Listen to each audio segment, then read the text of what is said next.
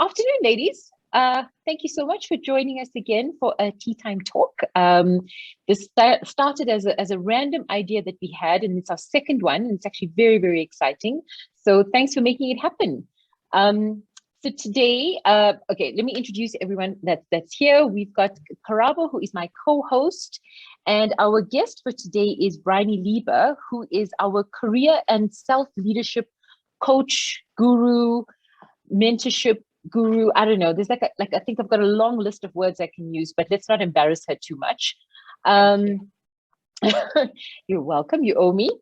So today's topic is around why we often misunderstood. And 𝘁𝗶𝗶 and I had a little bit of a debate, and I think, gosh, sometimes we misunderstand each other for probably some of the stupidest reasons, or for reasons that we don't even know. And it can evoke all sorts of emotions and reactions and create all sorts of unnecessary situations. So we thought maybe it would be a good idea to have a conversation about why does this even happen? 𝘁𝗶𝗶, I'm sure you've got tons of examples of this in your own space as well. Yeah, as I'm thinking about it, last week I was busy on a proposal with a team, a few team members, and so it's on a shared team site, and we all have access to it. So I spent the evening working on it and editing it and making it look nice. And then the next morning, one of the team members came and started changing all the formatting that I had done. And I was so frustrated by this whole thing because I mean, I had spent the whole night working on it, and he woke up and he's like, no, this doesn't look good. Let me change it. And I asked him, why did you change? He's like, no, I just like this because it was all shades of blue. I just prefer this shade of blue. And the whole week I was upset about it. And I sat back and I thought, actually, before we started this, we never communicated as to who's responsible for what. So it was a free for all, and anybody could do whatever they want. So that was a miscommunication on our side, and a missed opportunity for us to communicate as to who's responsible for what. And that led to the levels of frustration that I experienced last week. So that is one of the examples that I can think about in terms of the miscommunications that we experience in a workplace, for example. And I'm sure we've all got so many of those different examples. And I don't know, ladies, if any of you would like to maybe share some of your own stories and we can talk about it, or even just some of those feelings that we all feel. Frustration is probably the nicest word to describe how you are probably feeling as well. I mean, I know there's so many times where we all just, I don't know, get pissed off, for lack of a better word, or, you know, you feel like, oh God, why am I being so stupid? Or how did I miss that? So Briony, maybe you can tell us, what are we doing wrong? Why is that happening? So I don't think we're doing anything wrong. I think this is a combination of a number of different factors. And the one is communication, like 𝘁𝗶𝗶 said. We often don't contract with each other up front. And so when miscommunication and misunderstandings crop up, we can react really strongly to them because we haven't had the opportunity to talk about them up front. So that's the one thing. I think another thing is we are hardwired to misunderstand each other because our limbic system, which is basically responsible for how we process emotions and how we feel emotions, it's a very old system. It's the first part of our brain system that was developed millions of years ago. And it's really all about protecting us from danger. And when we were first developed as kind of a human species, life was a lot more simple than it is now. So we lived in tribes of maybe 15 to 150 people. Everybody looked like us, they spoke like us, they thought like us, and we all kind of worked together to get things done. Now we live in a really complex environment where diversity in every shape and form is prevalent. And so our brains are having to process huge amounts of information and make sense of huge amounts of information. And often we get it wrong. And our limbic system kicks in and it says, oh, I don't feel like this makes sense to me. It feels like I'm in danger. And we go into fight, flight, or freeze mode. So automatic reaction to a trigger. And when we are in an emotional space, our emotions direct how we communicate. So think about it. When you feel misunderstood and you suddenly go, oh, I'm doubting myself, or nobody's seen me, or I'm starting to get really angry. Do you feel connected to the person that you're talking to? Do you want to be vulnerable? Do you want to explain what your intention was? No, we often go into defense mode, and instead of creating that bridge to help each other understand each other, we actually accelerate the misunderstanding. So that's the second part of it. And then the third part is we all have made sense of complexity in different ways. And so by the time we're about 13 years old, through feedback, through culture, through feedback we've had, through how we've learned to do things, we create these models for ourselves that help us make sense. And so the way I see the world is very different to the way you see the world, even though we live in exactly the same world. And because we make sense of the world in different ways, we show up in different ways. Our intentions might be the same, but our behaviors look different to each other. And there's a really nice quote from 𝘁𝗵𝗶𝗶𝗶𝗶 that says, we judge ourselves by our intentions, but we judge others by their actions. And our actions, our behaviors don't tell us what we're intending. And so if I see a behavior of yours that looks different to an intention that I would attribute to that behavior, I'm immediately going to misunderstand you. And so that's why it happens. But now what you're describing as well gets even more complex with the fact that we're all sitting behind computer screens, right? And I mean, Absolutely. So when we're in person with each other having a conversation, it gets even more complicated. But now I'm sitting behind a screen, and like some of us don't even have cameras on. So I'm just talking to myself effectively. How do we handle that? How do we deal with that? Yeah, that's exactly how I felt the other day. Just to add to that, most of us communicate via texts, like we're writing messages on Teams and we're thinking, oh, this is going to be crystal clear when this person receives it. But then the response is not what you're anticipating, because the person reads it in their formed tones and they receive it how they've experienced life. And that's another form of miscommunication that happens there. Yeah, absolutely. So true. I'm thinking, when I write a text, I write full sentences, I write long paragraphs, there's a whole story and there's a lot of emotion that goes into it. And then I get a response that says yes. And I'm like, where's the rest of it? Where's the rest of it? Have you just dismissed everything that I've said? I've put all this effort into this. I don't know what you're saying yes to. And immediately my hackles are raised. Or you send a text message and you can see somebody's read it, but they don't respond. Immediately, my internal voice is going, oh, they don't love me anymore, or maybe I said something stupid, or they've gone on to something else, or whatever it is. In the meantime, the person's busy and they respond maybe a few hours later. But so we live in this world that's become increasingly complex. Technology, while it gives us a platform to communicate with each other, has made it that much more complex as well. We're all sitting here, most of us off camera, haven't a clue if everybody's in the room, if they've gone off to make lunch, if they're out in the garden, if they're making a phone call, because everybody's on mute as well. And so the inner critic is going, oh God, I can hear myself talking a lot. And what if nobody's listening? And what if maybe I'm overdoing it now? And you might not be misunderstanding me, but I'm already starting to react to my emotions and my internal voice.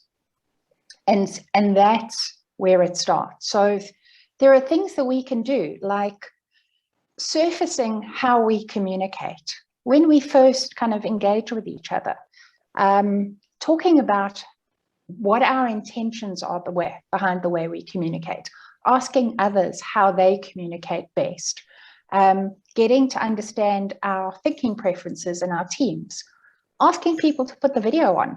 I mean, I would love to see everybody on video, because then at least we know that people are with us. A lot of what we miss online is body language, and so much of what we communicate is through facial expression, through kind of body movement, through leaning into the camera, through kind of looking away and kind of being distracted. And it's really hard to gauge how people are responding if you can't actually see them. And it's wonderful. Subliminally, everybody's suddenly coming on camera. I was just going to say, can we make that a challenge and get a couple people to switch on cameras? Or who's brave enough? Chelsea, I see you. Who else is on my screen? Yes. And 𝘰𝗿𝗲𝗲𝘀𝗵𝗏, Candace. Yay. Thank you, ladies, for coming. There we go. Yeah, Briony, I really love what you're saying about intention. And I just want to share a really short story of what happened recently. I'm on a few meetings with a male colleague, and he keeps explaining or re-explaining everything that I say. And my immediate reaction was to get really upset about this. And, you know, when you have somebody like mansplaining or, you know, elaborating on what it is that I'm saying. And I then had to think about it before I confronted him. And I realized it's actually out of good intention. I think what he's trying to do in the meetings is support me. And then that was supported by him actually asking me, hey, are you comfortable with the way I am in the meetings? And I realized maybe he realized something about my reaction about it wasn't that great. So what you're saying about intentions really resonates, and I love that. Yeah, it's you know, it's very rare that somebody has a bad intention when they're communicating. But because it looks different to how we would behave in a particular way, we can misunderstand it and immediately attribute a bad intention. And this is going back to this kind of gut instinct thing. A lot of our limbic system is our gut instinct. It's an automatic reaction to a situation that says you're in danger. So you're sitting in a meeting, your colleague starts explaining on your behalf, he's trying to help clarify, but your limbic system says, oh, I feel like I'm in danger here. Somebody is threatening my position in the meeting by mansplaining on my behalf, okay? And when you're only relying on your gut response and not kind of getting into a cognitive level and going, okay, is this really a rational explanation for this? Does this kind of, do I have facts that support that this person has bad intentions? Do I, at a heart level, kind of, does this connect with who I know this person to be? Suddenly you're taking signals from your head, your heart, and your gut. And when you put those together, you get a very different picture. But when you're only working on your gut reaction, you're getting signals that are very basic and might be misleading you into kind of false assumptions. So I think one of the most important things we can do is when we feel triggered is to question, is this true? Can I just take a breath, break this kind of automated reaction, allow my executive area to process this information and feel into, does this feel like the way that I know this person to be? And then put those three systems together to give you a composite picture. But you can't do that when you are in automatic trigger reaction mode. And so the easiest way to get kind of balanced and actually understand each other is just take a few breaths and break that kind of automated reaction trigger or trigger reaction and be able to respond. So take responsibility for how you respond to something instead of just fight, flight, or freeze. So this becomes relevant as well, not just in our professional settings, but even in personal situations, right? Because, I mean, how many arguments with spouses or partners or whatever it is, and like the immediate response is something, you know, defensive or whatever it is. But yeah, so it's a challenging one to take the breath there sometimes, but I guess it's a lesson in that as well. Absolutely. And you know, it's not about taking lots of breaths. It's literally, okay, let me think about this. All right, now I can respond. And just that kind of 2 seconds can make a difference. I think the challenge comes in when it's a stressful situation and you just in the heat of the moment responding without taking that step back. I think practically speaking, it takes a lot of practice to get into that mode of taking the step back and just calming yourself down and asking those critical questions just to get your thinking straight and to calm that I forgot the word now, diffuse that the trigger that was set. So yeah, it takes a lot of practice. But 𝘁𝗶𝗶, you're absolutely right. It is about practicing, and it's about having a discipline of every day intentionally breathing, and every day when you're feeling triggered, just taking a step back and breathing for a few seconds. We often think we have to launch into reacting to somebody immediately. There's nothing wrong with just going, okay, I need to think about this, and walking away for a moment, or just sitting there and kind of going, okay, I'm just thinking, and then responding. But when we're in this trigger react moment, we're not thinking at an integrated level. And so we're always acting as if we're in danger. And our limbic system is saying there's a saber-toothed tiger in the room, which we know there isn't. But the unconscious reaction is like we're physically at that level of danger. And you can't operate like that all the time. But sometimes as well, in certain conversations, you also do get people that almost push you for reactions immediately. Sure. Yes. And don't allow the take a breath and walk away kind of story, and almost feed off that type of confrontation. So then how do we handle moments like that? Well, I think it's about taking responsibility for yourself. So, I mean, you can be the driver in a conversation, or you can be the passenger in a conversation. And if somebody is pushing you and triggering you and really trying to get a reaction out of you, you're still making a choice. Do you allow them to do that? Or do you say, stop, I'm being triggered and this is not constructive, and I'm walking away from this for a moment? There's nothing wrong with walking away from a conversation or taking a break from a conversation, but we so often get caught in this need to please people or to suppress ourselves just to keep the peace. But that's not being in control of who you are. That's being kind of reactive to a situation. Mm-hmm. I'm wondering if we can take Chelsea's question. Chelsea, yeah, go for it. Thanks. Yeah, I was just wondering about how to stay calm in more of like a fun situation, because sometimes, you're at work and you have some banter, and sometimes people take a little bit too far. And I understand that it's important to connect with your colleagues like that, but I don't know, maybe I have a terrible sense of humor, but it's not something that comes easily to me. But I was just wondering, how we can find the balance between relaxing into some casual conversation, but being, responsive enough in a nice way to set those boundaries that sometimes, people who like to rag on you a little bit too much don't take it too far before I react poorly. Do you want to be a little bit more specific about that scenario? Okay. I just have somebody senior at work who only ever has negative things to say in like a joking way, but perhaps I'm a bit soft, and I don't really joke that way. I don't joke by criticizing people and their choices. So it's, for me, it rubs me up the wrong way, and I don't want to react, but sometimes I do.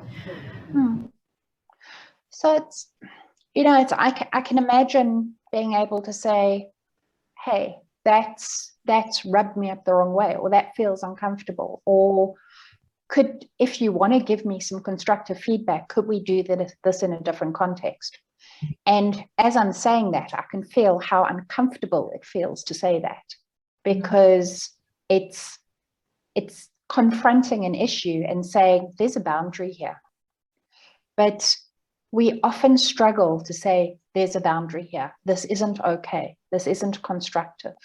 And this isn't about being misunderstood. This is about actually being clear on your boundaries and speaking up for yourself. And I think we're kind of moving away a little bit from being misunderstood, and we're moving into actually just managing yourself and managing upwards and managing boundaries. And for me, a lot of this is when your body starts to feel uncomfortable, notice it, because it's trying to tell you something.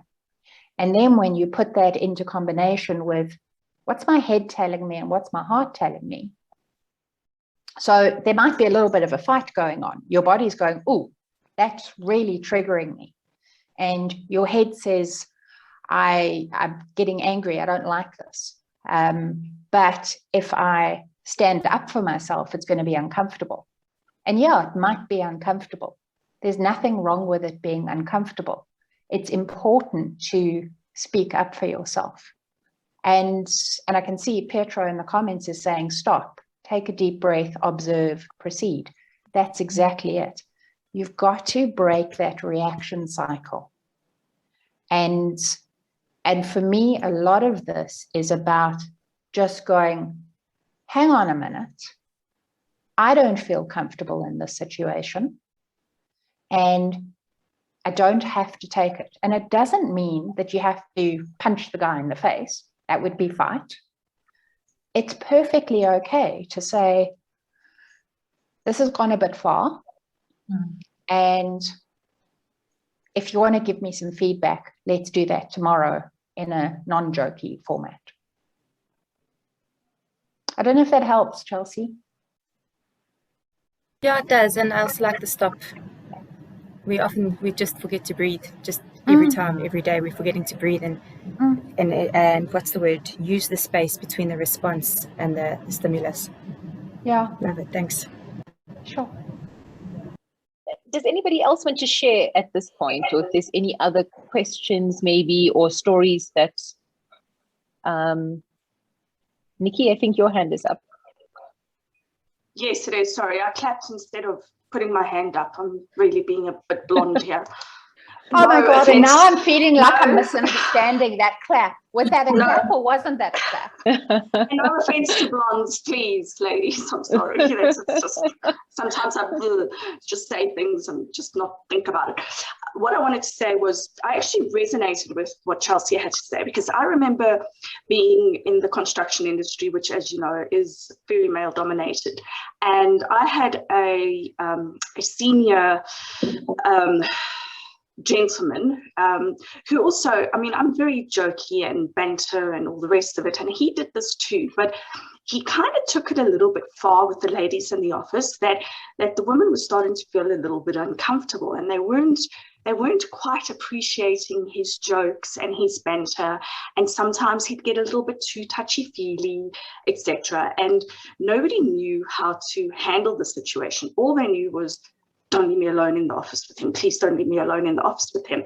And, you know, when you do what Petro said, stop, you know, think about it, see where it's coming from. He doesn't maybe realize that he's offending people. I made an appointment to go and sit with him, and I had a chat with him, and I said, look, I don't know if you realize this, but what you are doing is causing this reaction, and this is how people are feeling, and you may not be aware of it, and I want you to know that this is how we're feeling, so that it doesn't become a big sexual harassment thing or anything like that, because I don't think that that's where he was coming from. It was just his personality and his style of communicating, and he appreciated that, and as a result, he stopped the touchy-feely. He still was jokey with the ladies, but they felt more comfortable, and everybody sort of resolved the situation, diffused the situation, and it didn't blow up into something worse. So I think it's all about coming back to communication and understanding where the other person is maybe coming from. Absolutely. And you know, it's one of the thinking traps that we fall into, is that everybody thinks like me. So I can imagine he's kind of in his mind going, well, I'm joking, and I kind of give somebody a hug and make a joke about this. Everybody thinks like me, so it's okay. All right. And we don't all think like each other. Okay. So I love hugs. And I remember on a session a couple of weeks ago, I think with Desiree Shuck, somebody was saying, so happy not to be in the office and to not have hugs. And it was an immediate, oh, not everybody thinks like me. I miss the hugs kind of in an office environment. I always used to kind of be quite grateful to have a hug. And here's somebody going, I'm so grateful to not have a hug. It's an immediate example of, if I walk around giving everybody a hug, I might be offending some people without knowing it. But my intention is, I want to connect with you. And not on a romantic level, it's just having a hug is a really nice thing as far as I'm concerned. It's the same as, yeah, I'll go for it. No, it's also like with the love languages, right? I mean, and the different types of connecting languages or whatever it might be. So hugs exactly. Or, yeah, okay, yeah, all right. Yeah, and you know, these thinking traps roll into each other. So you walk into a room and you give somebody a hug, thinking everybody's going to appreciate the hug. They don't appreciate the hug, and it creates a sense of discomfort. So the second trap is our feelings change our behaviors. Okay, so the response to the hug is get away. All right, and so instead of going, oh, what I meant was, you looked kind of unhappy, I wanted to kind of just give you a hug because I was worried about you. We immediately go, oh, okay, I've now been rejected. I'm a bad person. I'm actually going to get triggered by this and get defensive. And the hug turns into a, oh, well, if you just want to be such a ridiculous emotional woman, then be like that. And suddenly we've gone from, in just 2 thinking traps, a good intention, to suddenly can't connect with you.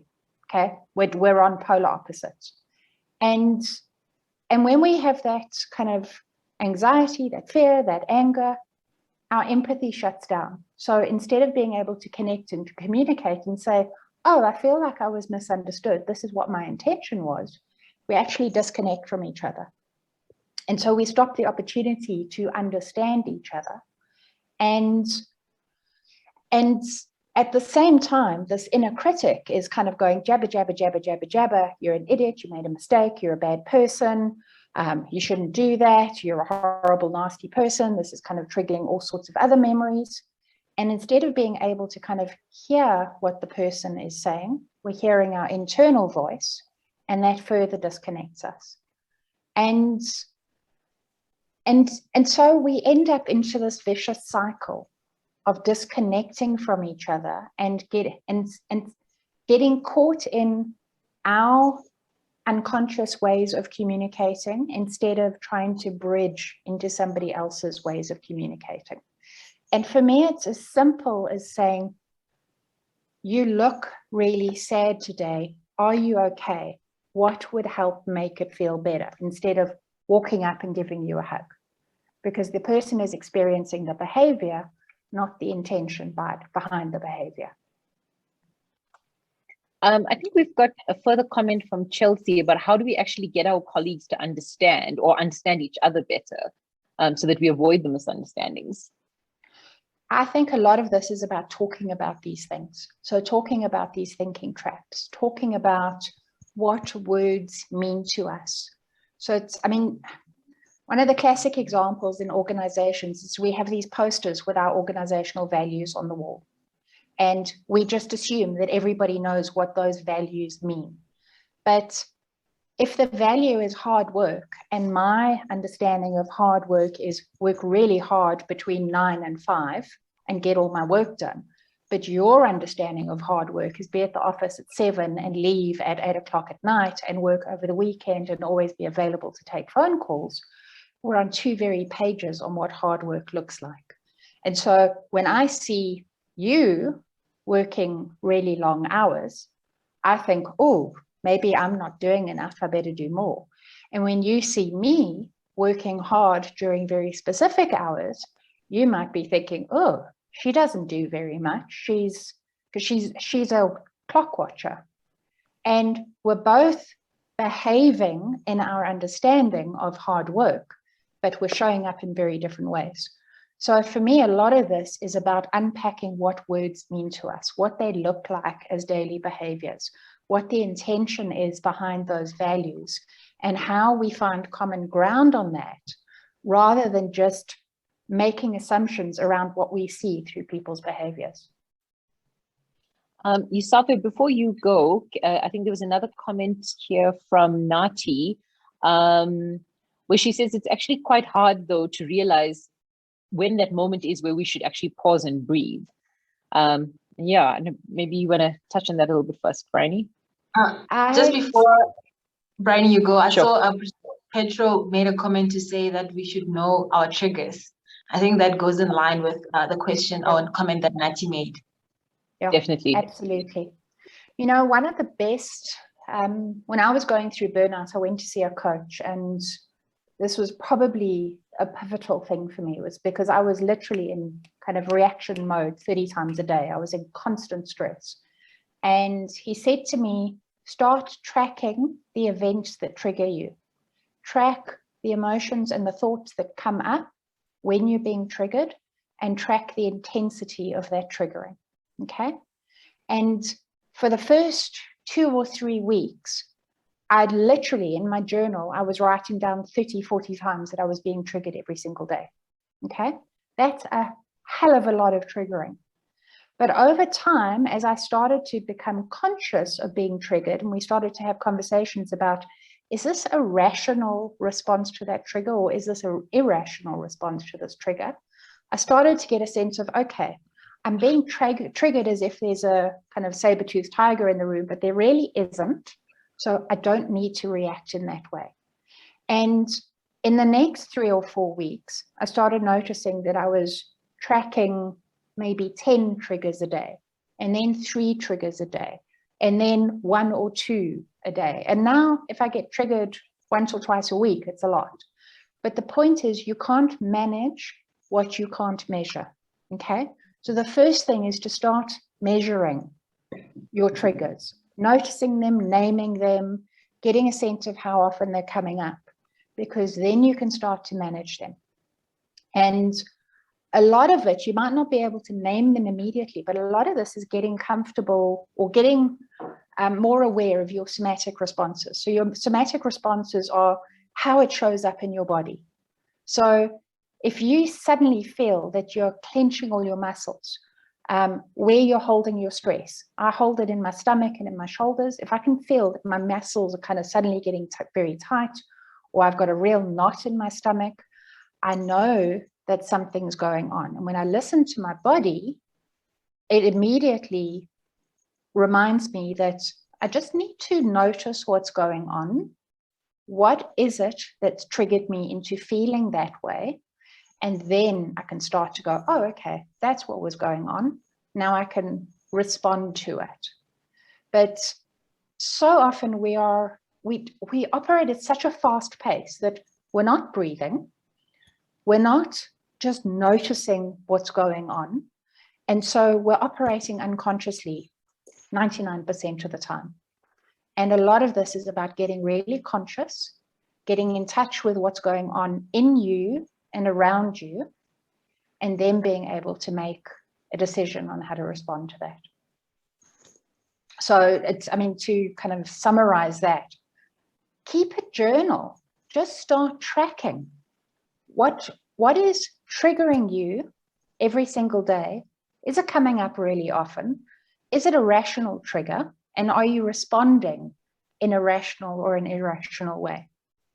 And I remember having a fight with my coach because he was saying that is irrational, and I couldn't think of any other way to respond until we started having conversations around it. Then I could see that a lot of the ways that I was responding to the world around me was completely crazy, but I didn't know any other way at the time. Wow. Yeah, Yusafia? I mean, Briony, that is so powerful, I must say. And I've got a close friend who's constantly being triggered at work, and it's gotten her into a point where she's in coaching because she's really not getting along with somebody at work.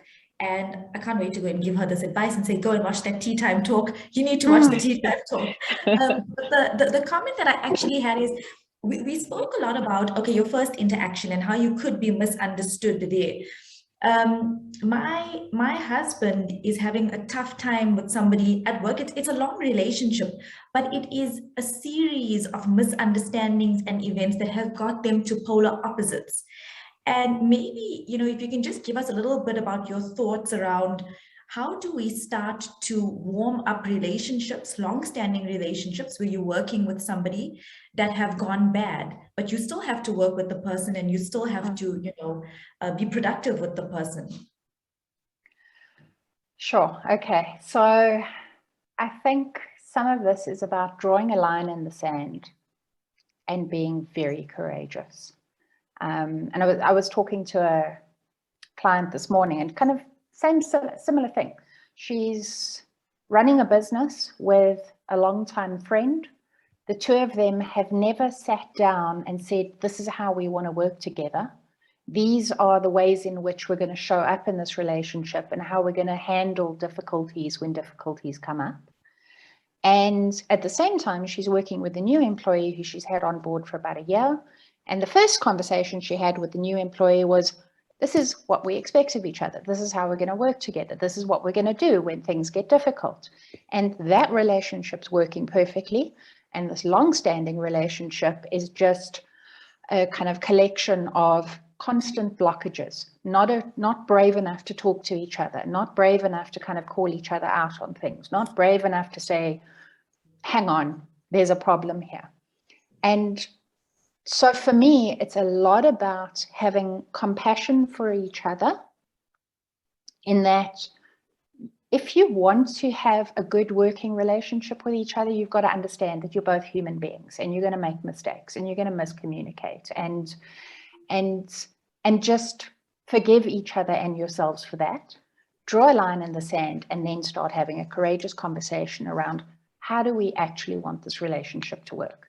And I don't know if your husband is in a position to have this conversation, whether it's somebody senior, a peer, or somebody below him.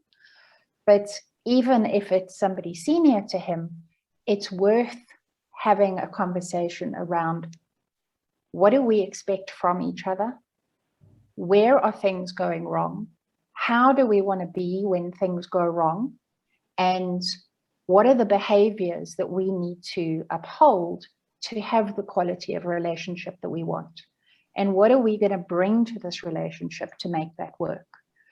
It's not an easy conversation, and it's really hard to have when you've worked with somebody for a long time and brushed a lot of stuff under the carpet because it just doesn't feel worth talking about anymore.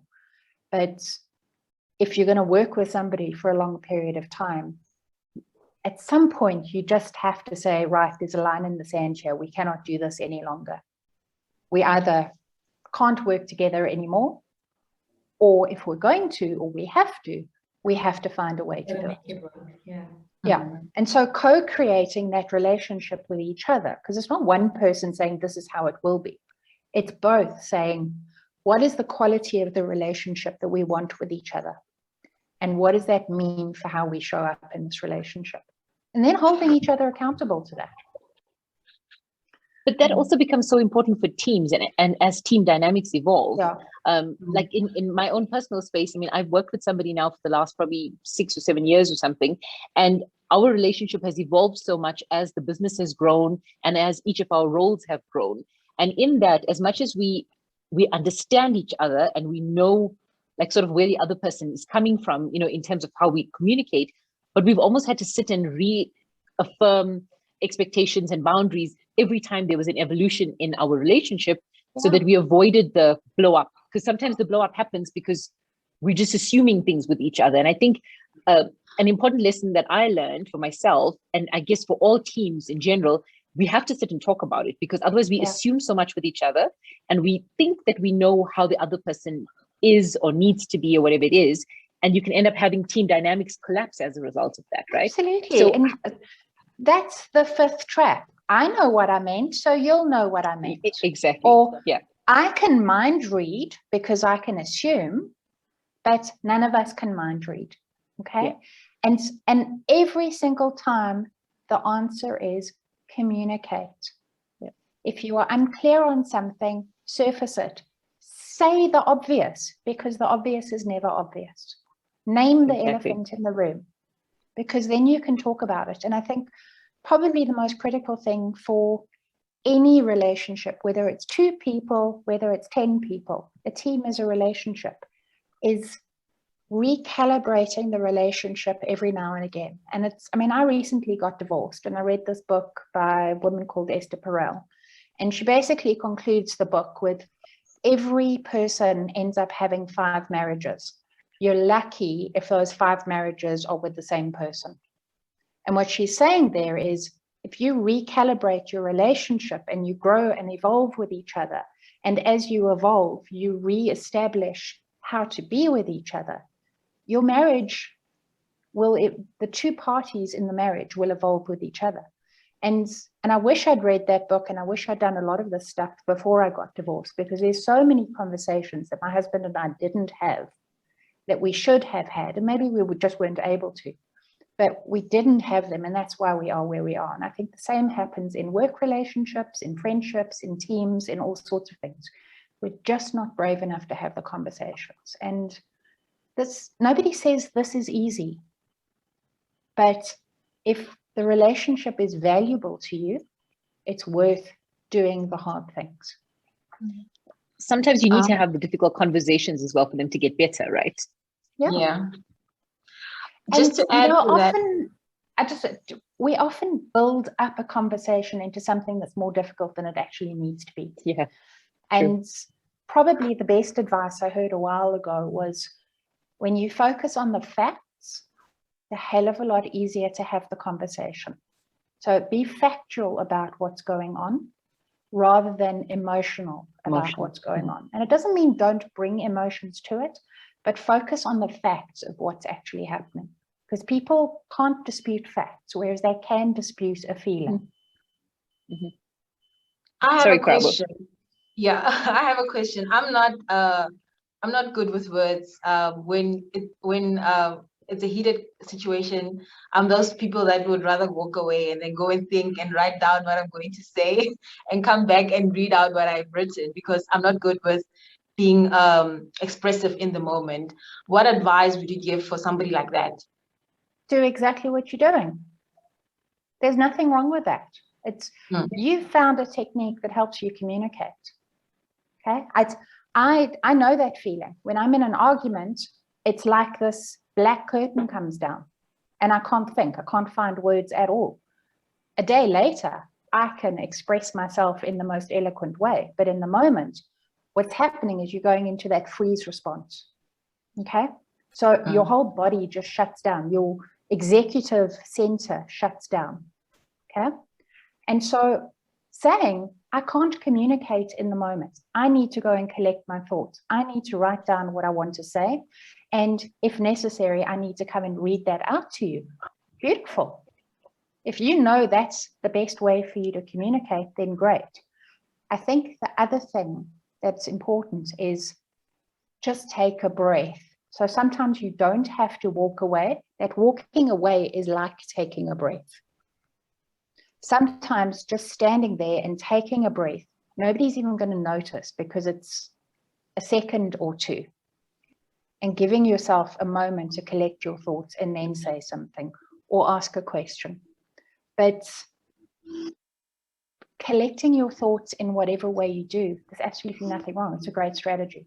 It's better than reacting and kind of word vomiting all over the place.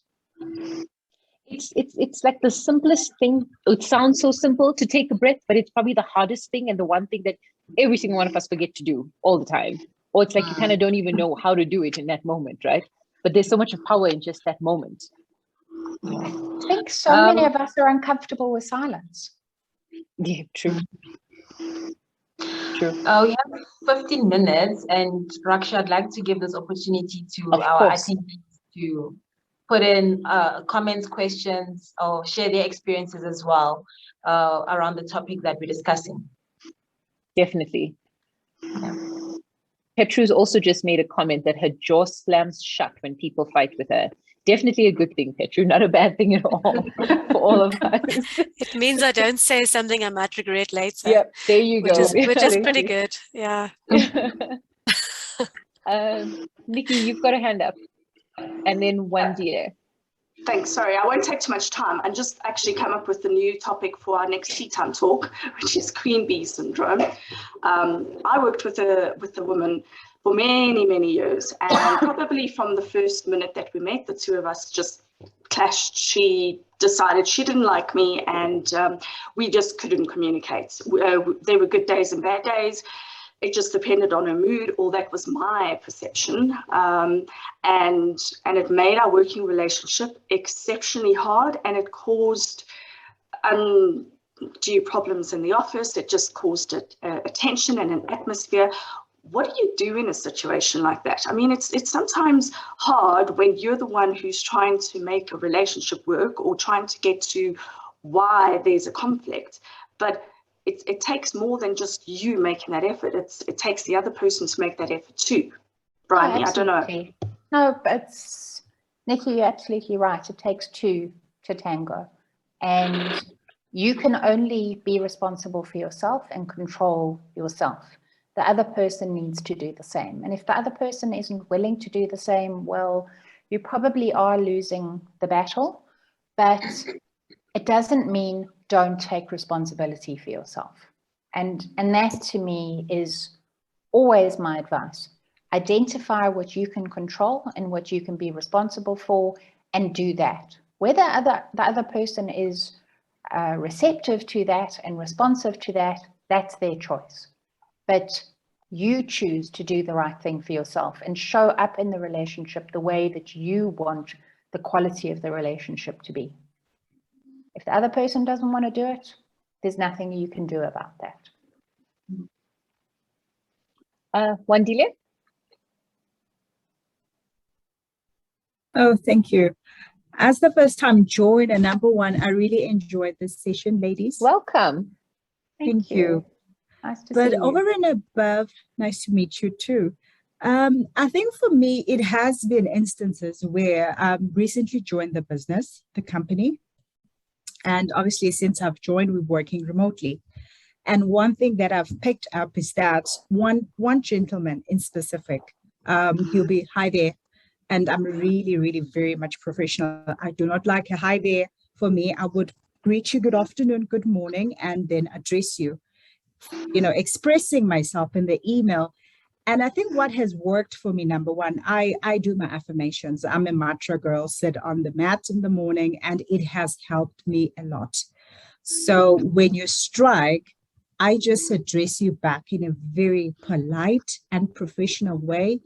And I've actually realized that he ends up being the one that will go back and actually correct himself, because I'm trying to say to him, this is how I have greeted you, and this is how I'm addressing you, and I would expect you to do the same thing.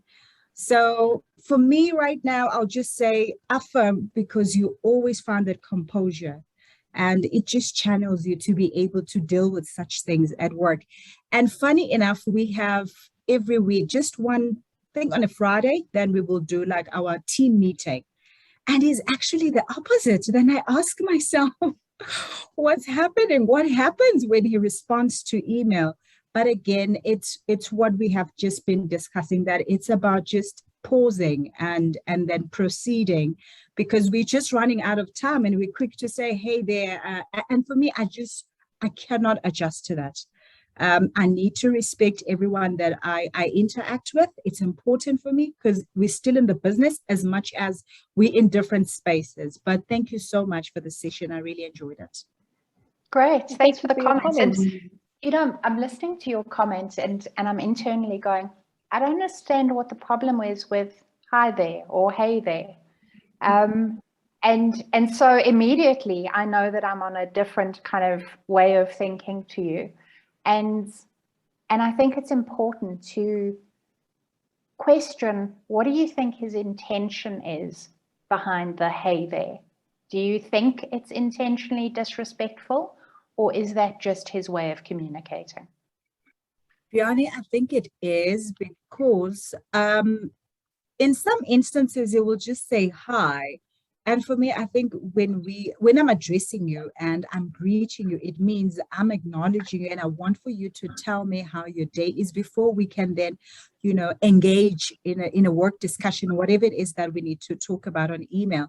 I just find it that you are not being respectful enough to acknowledge that I have greeted you, and I would want for you to probably just be professional. We're still at work. I think that's how I interpret it.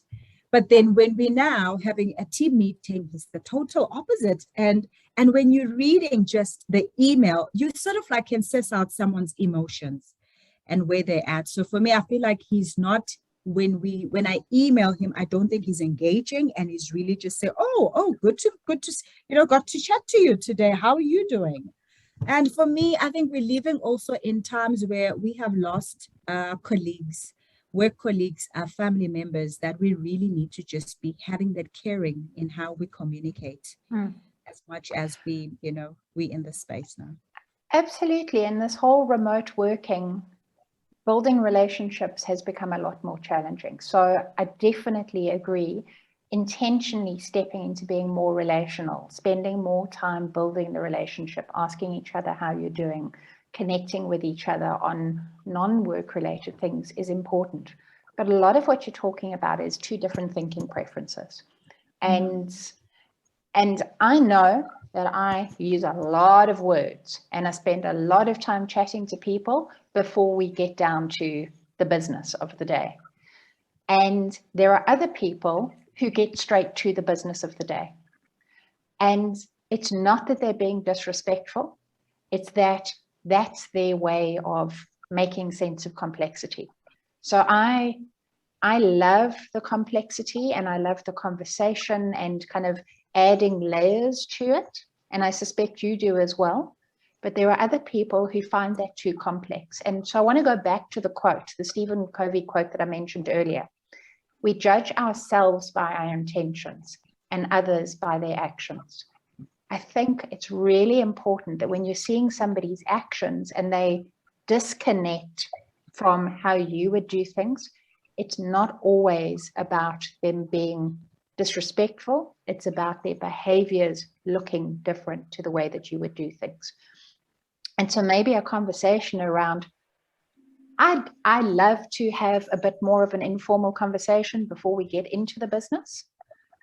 Could we be a little bit more conversational? Okay. And just understanding that we all have different thinking preferences and we show up differently and we look at the way other people do things through our own lenses. And it's the easiest way to misunderstand each other. Thank you, Brian. Thank you. I think I can kind of conceptualize everything that what we've just explained. Okay. Thanks, Wandile. Cindy, you also have your hand up. Yes, sorry, I know we're almost out of time. Wandile, no, go ahead. Wake up call from you, because I'm also a hi there kind of person, so I'll definitely check my messages when sending out in Teams. So good comment. I think my question is, I mean, I wasn't even planning on asking any questions, as the conversation went along. One of the questions from my side is, I had a previous manager, so not my current, but I had a previous manager back in the days where I felt like every single time I had a conversation with her, she would take it quite negatively. And, somewhere along the line, we lost communication. And I always remained very professional and said, yes, okay, and never took anything offensive. But it became quite bad to a stage where I felt that maybe the fact that I was just always agreeing or professional or walking away or saying understood, I will, look into that next time. I mean, I would say, for example, sure, how was your day? Oh, sure, had a long day, but all great. And then she would just personally attack me. And I always felt that, somewhere along the line, we lost the communication, but I felt maybe I was just too professional and too calm. And maybe somewhere along the line, I should have actually said, you know what, that's actually not acceptable to talk to me like that. So maybe comments on that. Yeah, sometimes it is necessary to say that's not acceptable, or I'm misunderstanding what you're saying. So can you maybe explain what you mean by that? It's the more we spend time assuming we understand each other, the more we don't understand each other. And there's two things that you're talking about there, Cindy. One is kind of saying, sure, I understand, and walking away from the conversation, placating the person, even if you don't understand. That what that teaches the other person is what they've done is fine, and that you understand and that everything's okay.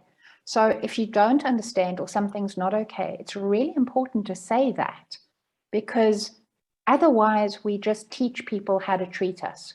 And if somebody is constantly doing things that trigger you, yes, you need to look at how you respond to things. So there's what can you control within yourself, but also, is there something that needs to be surfaced and just made conscious for both parties?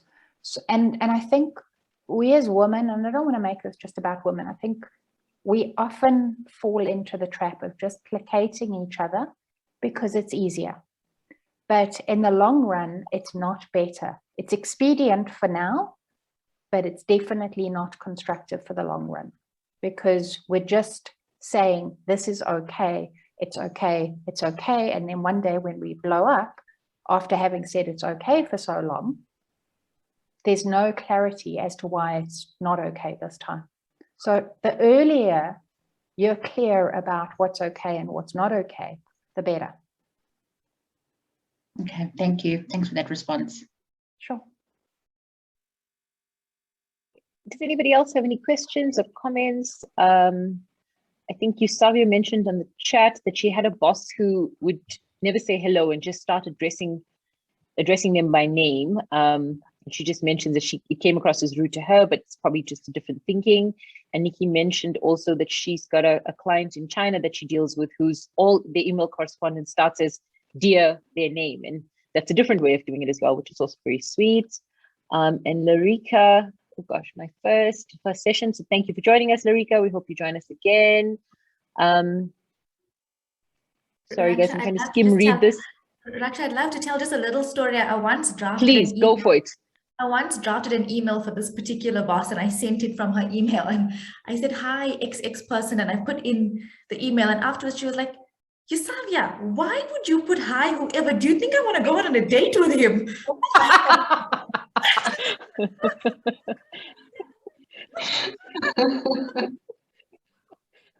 It's weird how like we all think so differently about these things, eh? Yeah.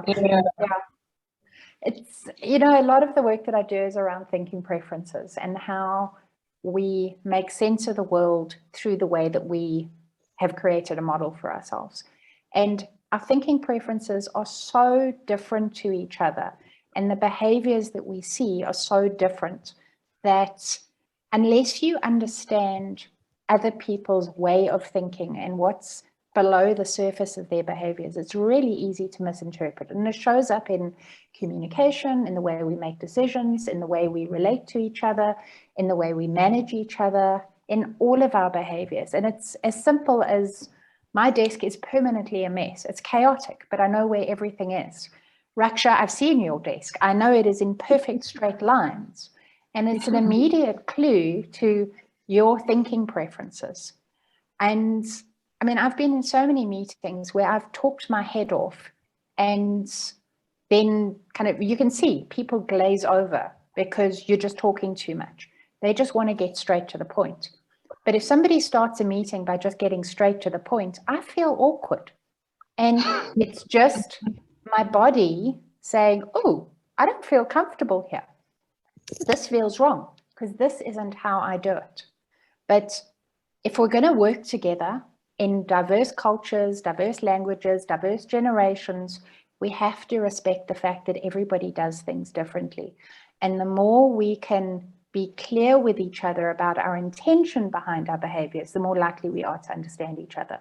So conversations about this sort of stuff in your teams are crucial, because otherwise we're losing the opportunity to understand each other, and we're just creating the context for misunderstanding each other. Like you have that long explanation and then you get a noted at the end of it. Yeah. It's like, oh my God. Oh, hate that. Wow. Great. How dismissive could you be? 𝘁𝗫𝗄, do you want to wrap us up? I think Wandile's hand is an old hand up, if I'm not mistaken. Yes, let me remove it. Thanks. Yeah, no, this has been quite an enlightening conversation for me. I think there's a lot, you know, you go through this for the years that I've been working. I've been going through this, but I'm just not mastering it. I'm being hard on myself, but I'm going to give myself grace to say I need to learn these tactics and tips, and I need to practice them intentionally in the beginning, and hopefully as time goes on, they'll become second nature. So yeah, I hope everybody will also adopt these Briony, what did you call them? I forgot. Behaviors? Yes, behaviors, and that they'll become fruitful for their working lives and the relationships that they create at work as well as at home. So yeah. Yeah, 𝘁𝗶𝗶, be compassionate. I'm 47 and I haven't mastered this. This is a lifelong learning journey, my friend. Yeah. I just want to say thank you very much. It's been lovely to be able to have this conversation, and it's been lovely to see in the chat how many people are attending for the first time. So it's wonderful to have new members joining us. We've touched on stuff at such a superficial level. There is so much more to this. So there's two things that I want to share that maybe Nikki can send out to everybody in an email. The one is my blog around thinking traps, and the other one is a link to my thinking preferences course. If you want to understand more about thinking preferences, you can do your assessment, follow the course, and it gives you a little bit more insight into who you are, as well as how that's different to others and how to bridge into other people's way of thinking. Thank you so much for making the time as well, Briony. It was a really nice discussion. And yeah, ladies, hopefully we'll see you soon on the next Tea Time Talk. So thank you so much, everybody. Thank you, everybody, for joining us. Thanks, Raksha. Thanks, 𝘁𝗶𝗶.